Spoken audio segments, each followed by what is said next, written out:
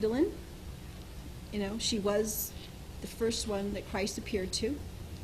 But I kind of went back into the Old Testament, and the one woman in the Bible that I kept coming back to was Abigail.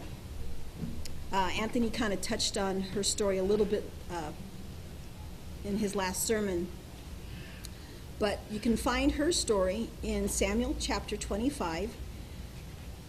She is the wife of Nabal. The Bible describes him as a very great man.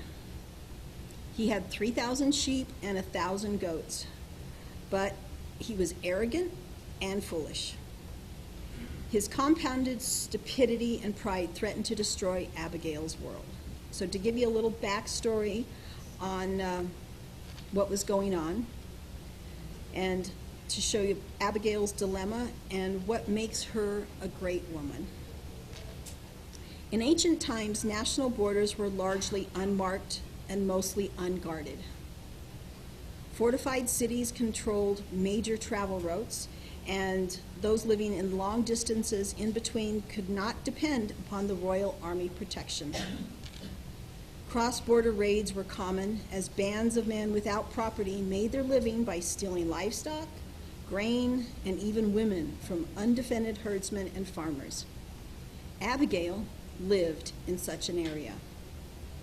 It was largely open land, and Nabal, with his 3,000 sheep and 1,000 goats, represented significant wealth, and in being in a remote area, provided a tempting target. Sometimes bands of propertyless camped near the frontiers and acted as private security, discouraging the raids across the border and repelling others by force. In return, it was expected these protected herdsmen and farmers would gladly supply food, animals, as a sort of a tribute. It made sense to voluntarily contribute to the vigilante security forces to protect them. They would otherwise risk all their possessions being stolen by the marauders. David, after being driven from Saul's court, headed up such a band of men, a band of 400 men. They had provided protection to the herdsmen of Nabal. Until now, they hadn't asked for anything. But David hears of Nabal was shearing the sheep. Wool merchants would leave Nabal and other herdsmen with cash. There would be feasting and celebration. So he figures, well, I'm going to ask, for a little bit to help my men in their endeavors of staying out here in the desert watching. So David sends 10 young men, and David instructs them what to say. And in 1 Samuel 25, 6 through 8, if we want to turn there. 1 Samuel 25, 6 through 8.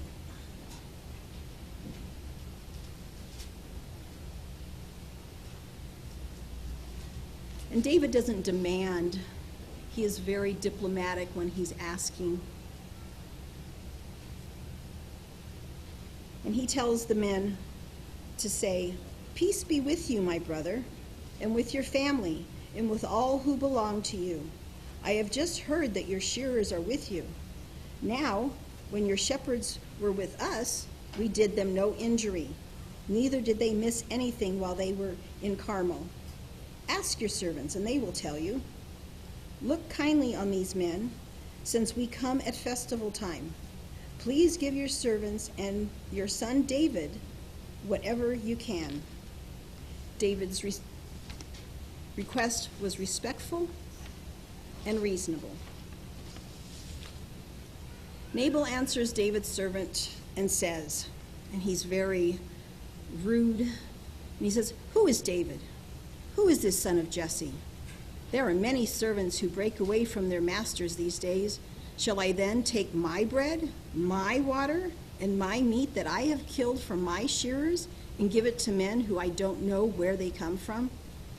So Nabal's belittling David as a renegade, runaway servant pretending to be somebody of significance. David's messengers went back and came and told David all these words. This was the final insult. This was David's declaration of war against Nabal now. Only at this point is when Abigail hears from one of the servants what has happened, the words that Nabal has said to David's men. So now she springs into action. Now she has to do something to prevent disaster her husband has set in motion.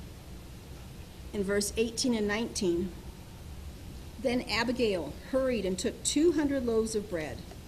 Wow, think 200 loaves of bread, ladies. She must have had quite a kitchen to do that. 2 bottles of wine, 5 sheep ready dressed. Wow, how long did it take to cook those and have them ready? 5 shayas, which was equal to 9 quarts of parched grain, 100 clusters of raisins, and 200 cakes of figs, and laid them on donkeys. Now she instructs these young men to go ahead before her, and she goes, I'm coming behind you. But she doesn't tell her husband. She's very discreet. So all of this had to have been a part of what was already made for the festivities. So it was that he didn't even miss it. You know, he was partying and celebrating. In fact, the fact that Abigail can assemble the massive amount of provisions without Nabal noticing or reducing the celebration feast, this gives you an idea of the food that was already prepared for feasting. Gathering all this food and packing it up for travel posed a logistic challenge. Abigail not only manages it, but she accomplishes it quickly and fast so she can intercept David before he comes and with his raiding party. In 1 Samuel 25, 20 and 23, Tim, could you read that for me?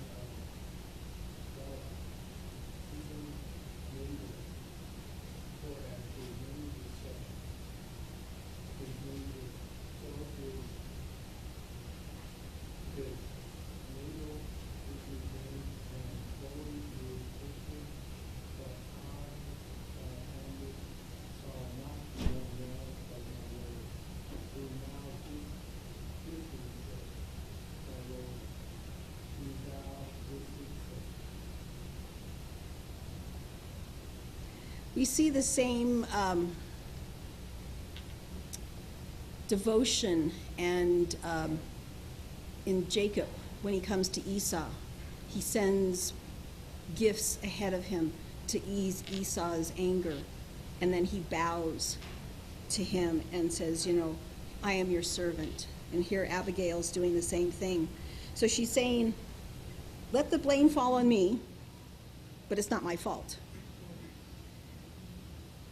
In verse 26, she says, now therefore, my Lord, as Yahweh lives, and as your soul lives, since Yahweh has withheld you from blood guiltiness, and from avenging yourself with your own hand, now therefore let your enemies and those who seek evil to my Lord be as Nabal.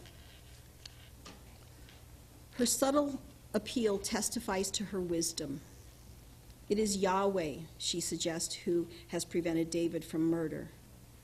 Abigail then speaks prophetic words, envisioning David as a successful soldier, but compassionate, sovereign, and founder of a great dynasty. David acknowledges that her wisdom comes from God. When she arrives back at camp, Nabal is in the midst of a shearing celebration, oblivious to the mortal danger from which Abigail has spared him. In another demonstration of her abiding wisdom, Abigail, seeing Nabal is very drunk, says nothing to him. He will not remember it anyway, and in a drunken rage might had made matters worse. So in the morning, when the wine had gone out of Nabal, she tells him exactly what happened. And then when he realized how near his folly had brought him to sudden death, he seemed smitten with a paralysis. Another version says that he was like stone. Fearful that David would still pursue his purpose of revenge, he was filled with horror and sank down in a condition of helpless insensibility.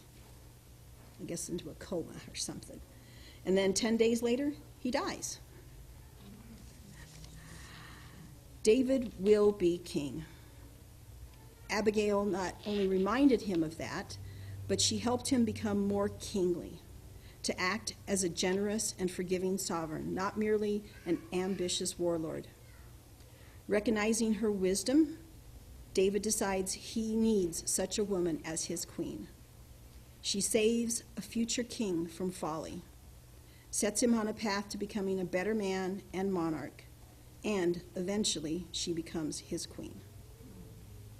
David may be a man after God's own heart, but throughout his life he will listen to only a few individuals. Abigail, at this critical juncture, is one of them. She supplies his wise counsel that he needs. Abigail serves as David's strong partner, providing what he needs to make him more regal, more noble, more worthy to be king. Among all the women in David's life, only Abigail has nothing evil reported about her. And what we do know highlights her wisdom, humility, and beauty, both of appearance and character. More than likely, Solomon had contact with Abigail. Although the Bible doesn't mention it, Solomon could have been thinking of Abigail when he wrote Proverbs 31. An excellent wife who can find? She is far more precious than jewels. The heart of her husband trusts in her, and he will have no lack of gain. Nabal was a wealthy man. Lack of no gain. She does him good and not harm all the days of her life. She seeks wool and flax and works with willing hands. She is like the ships of the merchant. She brings her food from afar. She rises while it's yet night and provides food for her household and portions for her maidens. She considers a field and buys it. With the fruit of her hands, she plants a vineyard. She dresses herself with strength and makes her arms strong. She perceives that her merchandise is profitable. Her lamp does not go out at night. She puts her hands to the distaff, and her hands hold the spindle. She opens her hand to the poor and reaches out her hands to the needy, as she did with David. She is not afraid of snow of her household. For her, all her household are clothed in scarlet. She makes bed coverings for herself. Her clothing is fine linen and purple. Her husband is known in the gates when he sits among the elders of the land. She makes linen garments and sells them.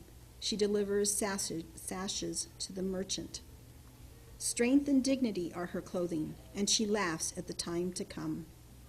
She opens her mouth with wisdom, and the teaching of kindness is on her tongue. She looks well to the ways of her household and does not eat the bread of idleness. Her children rise up and call her blessed. Her husband also, and he praises her. Many women have done excellently, but you surpass them all. Charm is deceitful, and beauty is vain, but a woman who fears the Lord is to be praised. Give her the fruit of her hands, and let her works praise her in the gates. I once heard it said, a lady is a woman that makes it easy for a man to be a gentleman. Abigail made it easy for David to be the king God intended him to be. He had been anointed, but had not ascended to the throne yet. His first wife, Saul's daughter, was given to another. Abigail was that wife more precious than jewels. She was a good wife to Nabal, looking out for his welfare even though he was foolish. God had bigger plans for her, to be queen, wife to the man after God's own heart. Proverbs 31 should be the aspiration of every woman. Her children rise up and call her blessed. Her husband also, and he praises her. Charm is deceitful, and beauty is vain, but a woman who fears the Lord is to be praised. All right, with that, we separate for the classes, and I'll give the 5-minute warning.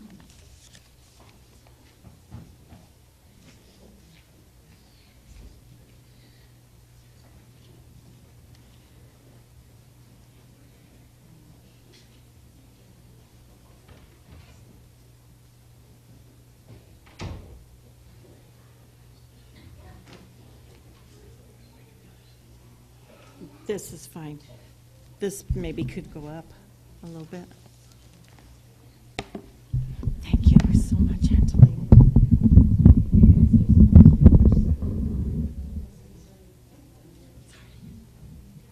Much better, I think. Yeah. I'm not a good projectioner with my voice. Thank you. Thank you. Good morning. Good morning. Happy Sabbath. Happy Sabbath. Something about the Thanksgiving time just seems to make you have naturally a more thankful heart. More thankful for the weather that we've been having, more thankful for just everything. Especially thankful for a church to come to. I really enjoyed that presentation on Abigail.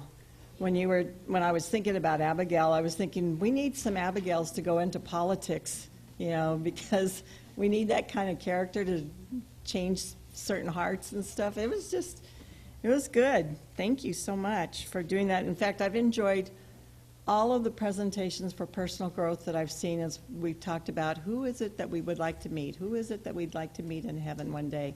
They've all been so interesting.